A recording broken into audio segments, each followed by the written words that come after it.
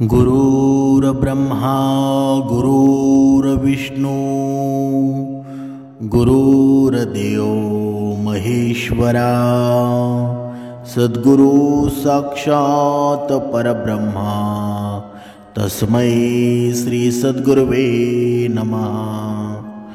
जय जय रघुवीर समर्थ श्रीराम समर्थ। सद्गुरु चरणांना नतमस्तक होऊन आपण या शुभ्र सकाळच्या वातावरणामध्ये या निरूपणाची सुरुवात करूया। मायबाप सज्जनांचं स्वागत आहे। आज आपण या भागामध्ये पाहणार आहोत की प्रत्येकानं किन्नर म्हणजे कोण, किन्नर समाज म्हणजे काय आणि किन्नरांची उत्पत्ती नक्की झाली कशी ना, याबद्दल पूर्ण माहिती पाहणार आहोत। आपल्या या भारत देशामध्ये नव्हे तर पूर्ण जगामध्ये हा किन्नर समाज आहे ना, तो आपण प्रत्येक वेळेला बघतो। कधी त्यांना चांगली वागणूक दिली जात नाही, कधी त्यांचा अपमान केला जातो। पण नक्की मनामध्ये हा प्रश्न निर्माण होतो। आपण रामायणामध्ये सुद्धा किन्नरांची माहिती पाहिली असेल की ज्यावेळी राम जेव्हा वनवासाला चाललेले होते आणि वनवासाला जात असताना रामानं सांगितलं की मी वनवासाला जात आहे, सर्व इथे असणारे स्त्री पुरुष आहेत ना, त्यांनी आता आपल्या घरोघरी जावं, माझी चिंता करू नये। पण किन्नर समाजाला रामाने आदेश न दिल्यामुळं जोपर्यंत 14 वर्षापर्यंत किन्नर समाज भगवंताच्या एका बघा विचारधारेनं तिथेच जागेवर थांबले होते। कारण भगवंताने त्यांना आदेश दिला नव्हता, म्हणून ती सुद्धा आपण कथा ऐकलेली असेल। पण नक्की आपल्या मनामध्ये हा प्रश्न निर्माण होतो की नक्की किन्नर समाजाची उत्पत्ती नक्की झाली कशी।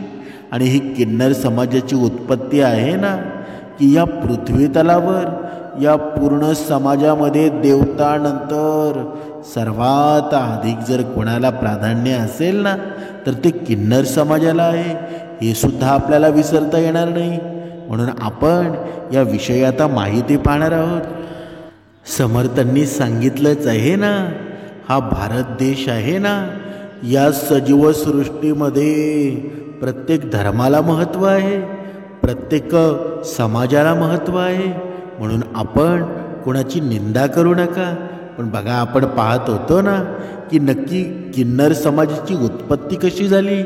तर एकदा देवर्षी नारद मुनी नारायण नारायण असा जप करत वैकुंठ लोकामध्ये जातात आणि नारद मुनींना पाहून भगवान श्रीहरी विष्णू म्हणू लागतात, हे देवर्षी वैकुंठामध्ये तुमचं स्वागत आहे। आज तुमचा अचानक वैकुंठामध्ये कसं येण्याचं प्रयोजन झालं? नक्कीच काहीतरी महत्त्वपूर्ण बातमी घेऊन तुम्ही आला असाल।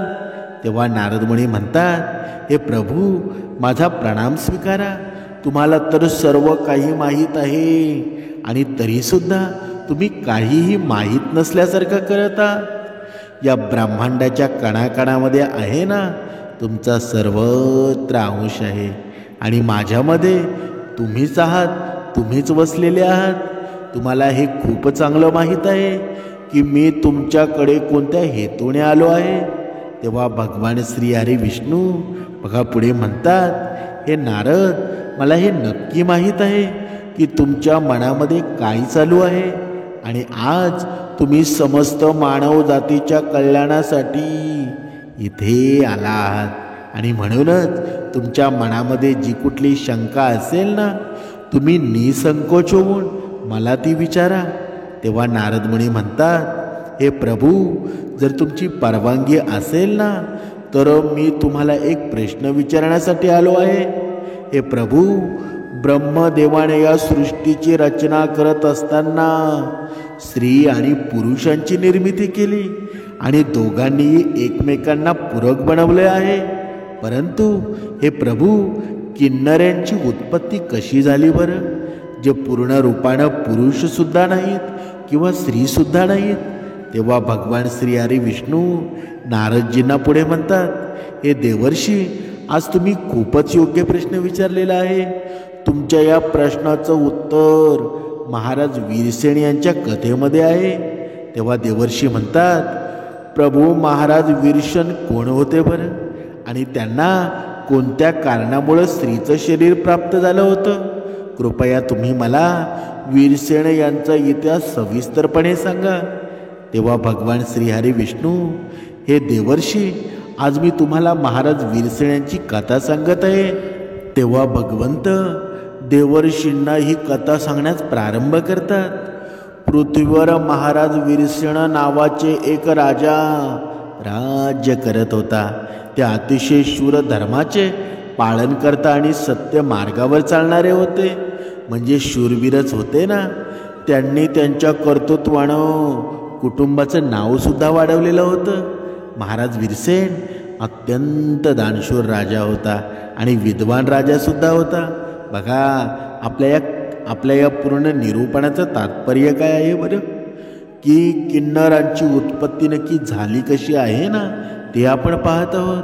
तेव्हा त्यांच्या राज्यातील प्रजा होती ना, महाराज वीरसेन यांच्यावर खूप आनंदित असायची.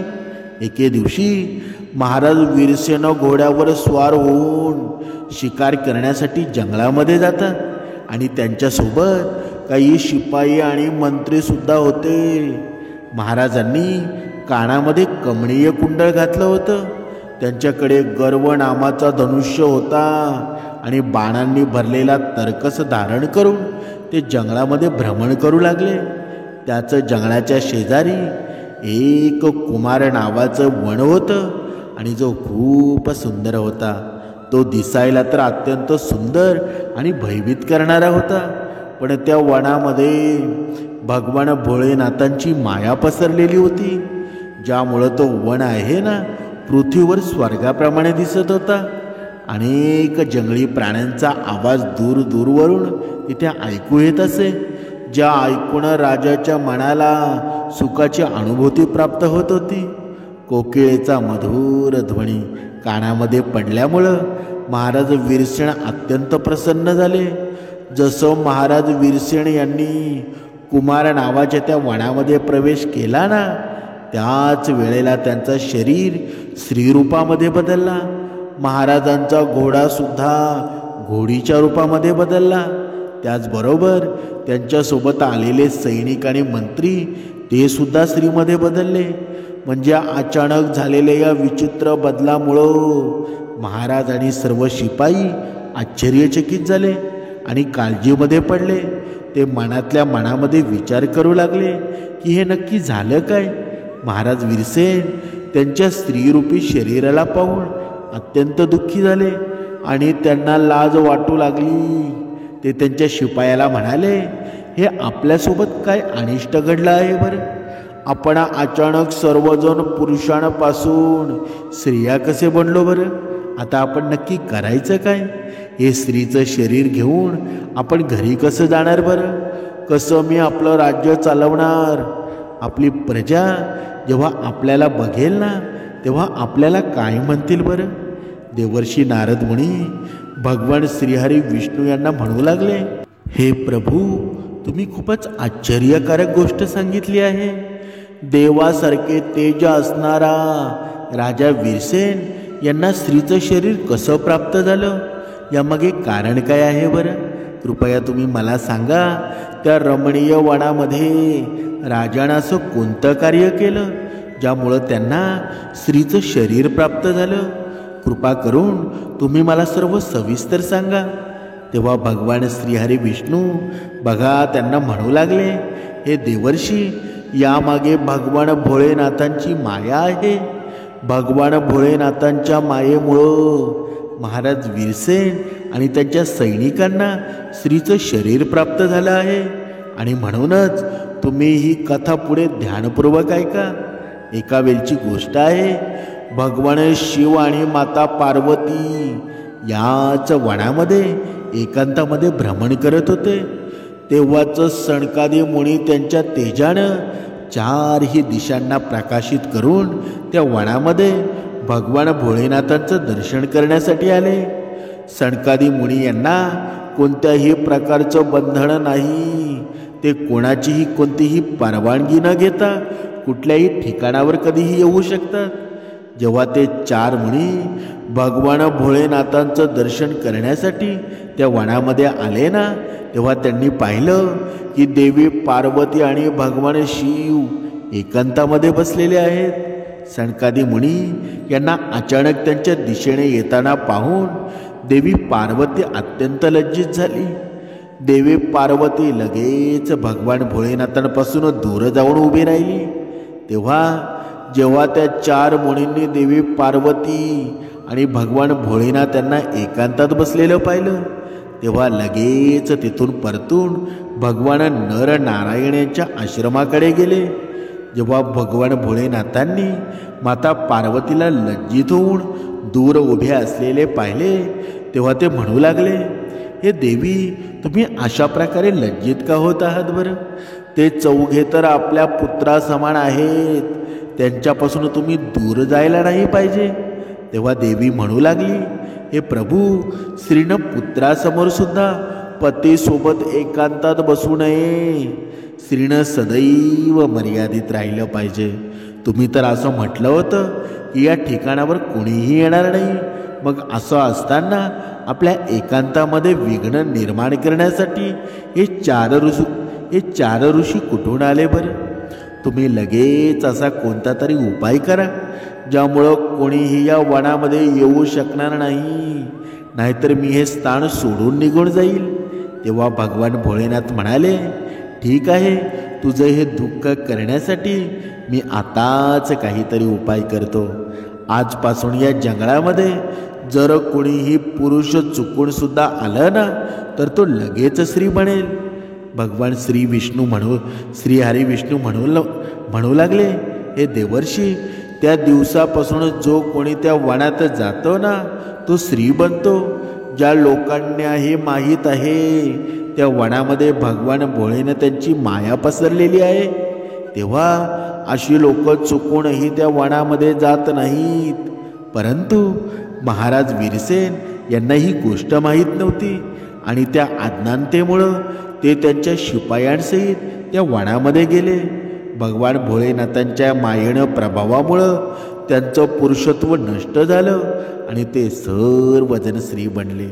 स्त्रीचं शरीर प्राप्त झाल्यामुळं लज्जेमुळं महाराज घरी गेले नाहीत आणि त्याच वनामध्ये ते इकडे तिकडे भटकू लागले. स्त्रीत्व प्राप्त झाल्यामुळं त्यांचं नाव वीरा असं पडलं आणि अशा प्रकारे महाराज वीरसेन वीराच्या रूपामध्ये त्यांच्या सखींसोबत इकडे तिकडे भटकू लागले. एके दिवशी ते सर्वजण सुंदर जलाशयाच्या बाजूला खेळत होते. त्याच वेळेला चंद्रमाचे पुत्र बुद्ध त्याच ठिकाणाहून जात होते. अनेक स्त्रियांसोबत भ्रमण करणारी त्या तरुणीला वीराला पाहून चंद्रमाचे पुत्र बुद्ध तिच्यावर मोहित झाले आणि वीरांच्या त्या सुंदर तसक मनमोहक रूपाला पाहून बुद्ध मंत्रमुग्ध झाले आणि त्याच वेळेला त्यांच्या मनामध्ये वीराला मिळवण्याची इच्छा प्रकट झाली. जेव्हा वीराने सुद्धा बुद्धजींचं सुंदर रूप पाहिलं, तेव्हा ती सुद्धा बुद्धजींवर मोहित झाली आणि ती त्यांना तिचा नवरा बनवण्यासाठी व्याकुळच झाली ना. अशा प्रकारे वीरा आणि बुद्ध यांनी एकमेकांना पाहून त्यांचं प्रेमसुद्धा प्रकट केलं. परस्पर स्नेहामुळं त्या दोघांनीही विवाह केला आणि काही दिवसानंतर त्या दोघांमध्ये संयोग झाला. यामधून वीराच्या गर्भातून एका मुलाचा जन्म झाला, ज्याचं नाव प्रताप ठेवण्यात आलं, जो पुढे जाऊन एक चक्रवर्ती सम्राट झाला. पुत्राचा जन्म दिल्यानंतर सुद्धा ती वीरा त्याच जंगलामध्ये राहू लागली आणि एके दिवशी वीरा तिच्या पूर्वीच्या शरीर रूपाला आठवून खूप दुःखी होऊ लागली.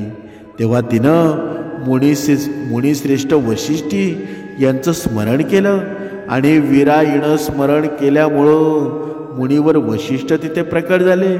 मुनी वशिष्ठ वीराला म्हणू लागले, हे देवी, तुम्ही कोणत्या कारणामुळे दुःखी आहात? जर कोणतीही गोपनीय गोष्ट नसेल तर ती तुम्ही मला तुमचं दुःख सांगा. तेव्हा वीरा वशिष्ठजींना म्हणते, हे मुनिवर, या वनामध्ये येण्यापूर्वी एक मी पुरुष होते. माझं नाव वीरसेन होतं. परंतु या वनामध्ये आल्यानंतर माझं शरीर एका स्त्रीमध्ये बदललेलं आहे. असं कोणत्या कारणामुळे झालं आहे बरं? कृपया मला सांगू शकता का? तेव्हा मुनी वशिष्ठ म्हणू लागले, हे देवी, कदाचित तुम्हाला हे माहीत नसेल की या वनामध्ये भगवान भोळेनाथांनी ही माया पसरवलेली आहे. त्यांनी या वनाला असा शाप दिला आहे की जो पण पुरुष या वनामध्ये येईल तो लगेच स्त्री बनेल. भगवान भोलेनाथांच्या त्याचं मायेमुळं तुम्हाला शरीर प्राप्त झालं आहे. तेव्हा वीरा म्हणू लागते, मुनीवर कृपा करून तुम्ही मला माझं पूर्वीचं शरीर प्रदान करा. माझी प्रजा माझ्या विना दुःखी आहे. मी अशा अवस्थेमध्ये माझ्या राज्यामध्ये परत जाऊ शकत नाही. मुनी वशिष्ठांकडून महाराजांची जी अवस्था पाहली गेली नाही. महाराज खूप शूरवीर आणि पराक्रमी होते, परंतु भगवान भोळेनाथांच्या मायेमुळं त्यांना स्त्रीचं रूप प्राप्त झालं होतं. वशिष्ठजी म्हणू लागले, हे वस्त, तुम्ही काळजी करू नका. मी भगवान भोळेनाथांकडे प्रार्थना करून तुमची मदत नक्की करेल. तेव्हा मुनी वशिष्ठ यांनी त्याच ठिकाणावर समस्त जगाचे कल्याण करणारे भगवान भोळेनाथ यांची आराधना करण्यास सुरुवात केली.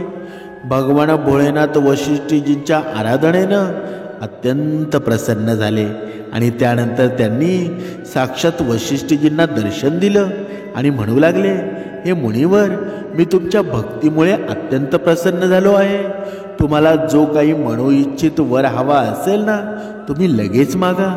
मुनी वशिष्ठ भगवान भोळेनाथांना म्हणू लागले, हे प्रभू, तुमच्या दर्शनानं माझं व्रत यशस्वी झालं आहे. हे भोलेनाथ, माझी फक्त हीच इच्छा आहे की तुम्ही माझे शिष्य महाराज वीरसेन यांना पुन्हा पुरुष बनवा. तेव्हा भगवान भोलेनाथ म्हणाले, हे मुनिवर, माझ्याच मायेमुळं महाराज वीरसेन यांना स्त्रीचं शरीर प्राप्त झालेलं आहे आणि म्हणूनच मीच या पुरुषाचं शरीर प्रदान करतो. परंतु राजा वीरसेन एका महिन्यासाठी पुरुष बनून राहतील आणि एका महिन्यासाठी स्त्री बनून राहतील. इतकं म्हटल्यानंतर भगवान शिव त्या ठिकाणाहून अंतर्ध्यानात विलीन झाले.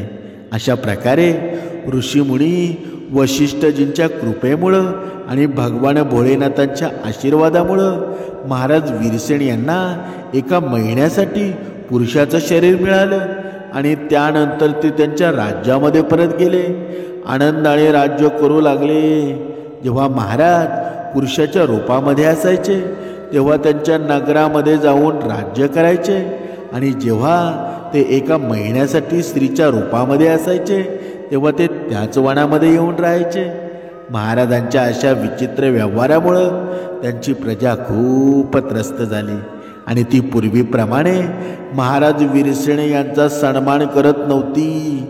इकडे महाराज वीरसेन हे स्त्री रूपामध्ये असताना बुद्धाकडून त्यांना ज्या पुत्राची प्राप्ती झाली होती, ज्याचं नाव प्रताप होतं, तो आता तरुण झाला होता. महाराज वीरसेन यांनी त्याला त्याचं राज्य दिलं आणि त्यानंतर ते कायमस्वरूपी जंगलामध्ये राहण्यासाठी गेले. जंगलात गेल्यानंतर महाराज वीरसेन त्यांच्या त्या स्त्री शरीर वीराच्या रूपामध्ये तपश्चर्या करू लागले. त्यानंतर त्यांनी देवर्षी नारद मुनी यांच्याकडून नवकार मंत्रांची दीक्षा घेतली आणि देवी पार्वतीची उपासना करू लागले. अनेक वर्ष त्या वनामध्ये राहून त्यांनी त्या मंत्राचा जप केला आणि त्यांनी देवीला प्रसन्नसुद्धा केलं.